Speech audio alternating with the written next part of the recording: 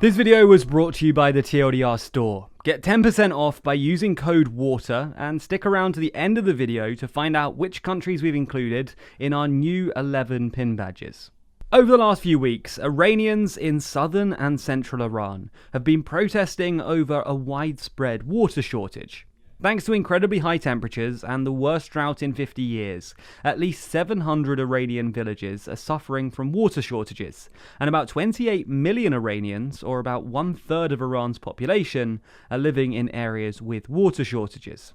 Iran's meteorological agency estimates that precipitation in southern Iran was 50 to 85% lower than usual, and temperatures 2 to 3 degrees higher, with the mercury reaching 51 degrees Celsius in the town of Omadiyeh on July 1st. The current water crisis was also exacerbated by the Iranian government's mismanagement of its water supplies. For example, the worst affected province in Iran, Khuzestan, used to be supplied by the Karun River, but some of Karun has been redirected to supply the Zayanderud, which instead flows into the central province of Isfahan. Minor protests started on July 6th when a tribal leader from the village of Mahana in Kurdistan travelled to Arvaz with a group of farmers to complain to officials about the growing water shortage. The sheikh's plea went viral on Instagram, and other users started sharing similar experiences. Serious protests then kicked off on July 15th, and by July 22nd, there were major protests in the towns of Afaz, Hamidiyeh, Ahiz, Masua, Shadigan and Suzungurd. And by the 26th of July, the protests had reached Tehran, Iran's capital. By the time that protests had reached Tehran, they transformed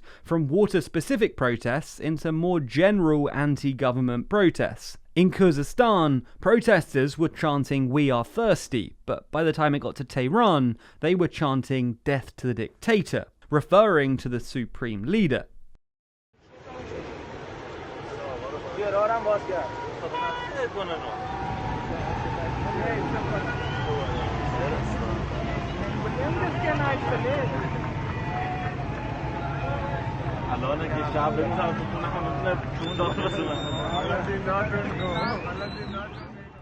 On July 30th, celebrations after the last football game of the season in Iran morphed into more anti-government protests, with fans singing "Mullahs Get Lost."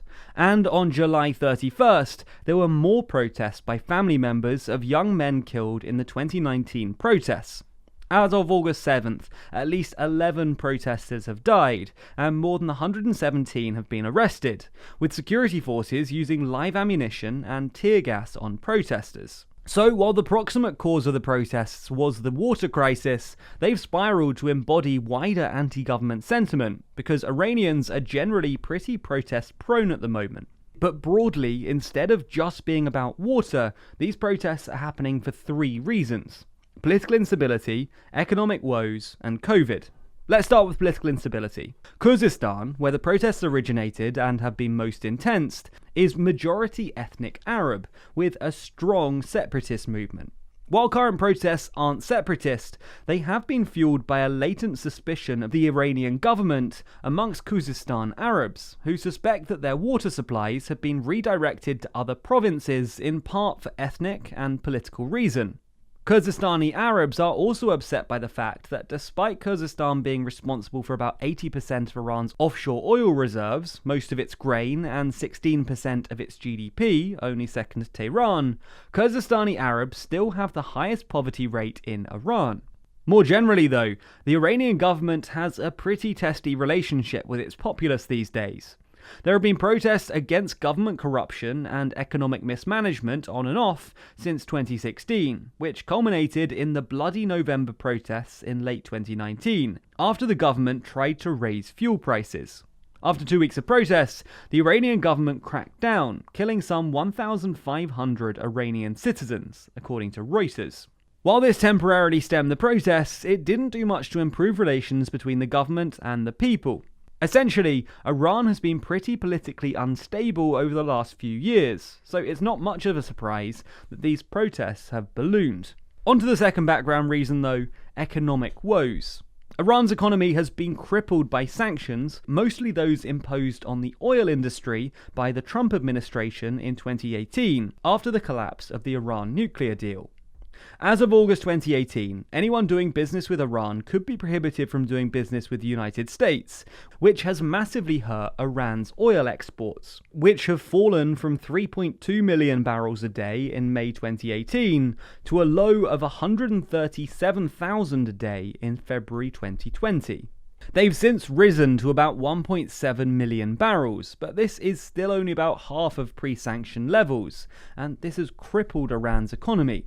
Iran's GDP per capita has fallen 60%, from $5,500 in 2017 to $2,200 in 2020, down from a high of $7,900 back in 2012, before sanctions were imposed by Western countries in response to Iran's nuclear program.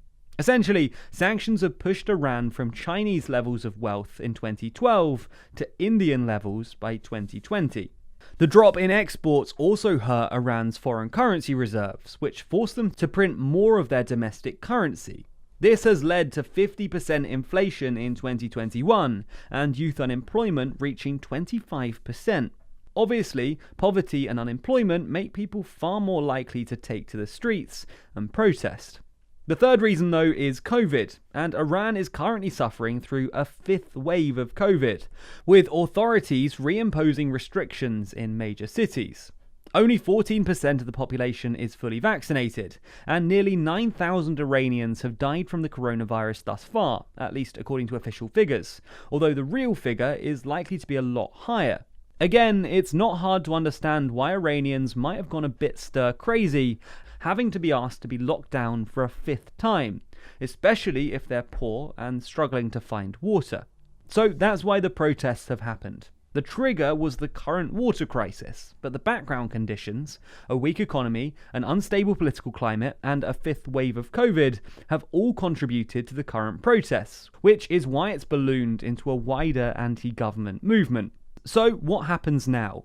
Well, if the bloody November protests are anything to go by, then we can expect a harsh crackdown by Iranian authorities. Already 2 protesters have been killed, and security forces have used live ammunition and tear gas against protesters. There have also been reports that the Iranian government has shut off internet in certain regions. According to analysis by NetBlocks, it looks like the Iranian state limited mobile connectivity on July 15th, after the first day of serious protests. The Iranian government haven't admitted this yet, but given that they shut off most of the internet during the bloody November protests, and all social media has been banned in Iran since 2018, it certainly seems plausible. This is something that we're seeing happen more often too, with governments using internet blackouts to control domestic unrest, with a similar thing happening in protests in South Africa, and before that in Myanmar. But even if the government does crack down, this won't be a long-term solution. Iran is currently stuck in a constant cycle of protests and crackdown, and until it improves the economic situation of its citizens, it's hard to see this coming to an end. This would most likely require a renegotiation of the current nuclear deal with the US, whose sanctions are ruining the economy, but this won't be easy either. We're not going to go into too much detail here because a full explanation of the JCPOA would require a full video entirely, but essentially it would be politically difficult for Biden to renegotiate the nuclear deal, which is why, so far, he hasn't.